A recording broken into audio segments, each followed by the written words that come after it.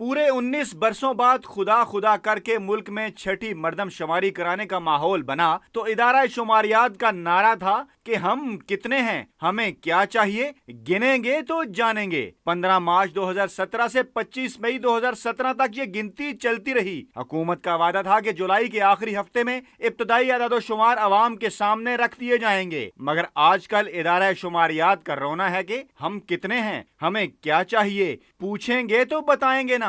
شماریات کو، اسٹیٹسٹکس کو ایک انڈیپینڈنٹ منسٹری بنا دیا گیا ہے اور وہاں پہ سینیٹر کامران مائیکل صاحب ہمارے منسٹر جو ہیں وہ ڈیزگنیٹ ہو کے آئے ہیں۔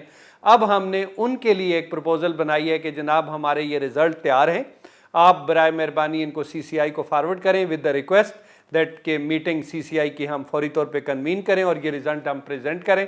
ادارہ شماریات کی رپورٹس کے مطابق ملک میں شرح پیدائش اور فارمز کی چھپائی کی بنیاد پر جو اندازے لگائے گئے ہیں، پاکستان کی آبادی 21 سے 22 کروڑ کے درمیان ہو سکتی ہے، تاہم اس بارے میں میڈیا میں آنے والی رپورٹس محض اندازوں پر مبنی ہیں۔ چھٹی مردم شماری کے سرکاری اعداد و شمار کی ابتدائی سمری ملک میں ہونے والے آئندہ عام انتخابات کے لیے انتہائی اہم ہے۔ بندیوں کے لیے اور ان چیزوں کے لیے وہاں یہ ہے کہ جی وہ تمام سینسس کے ریزلٹس جو آفیشیلی پبلشڈ ہوں وہ ریزلٹ استعمال کیے جائیں گے۔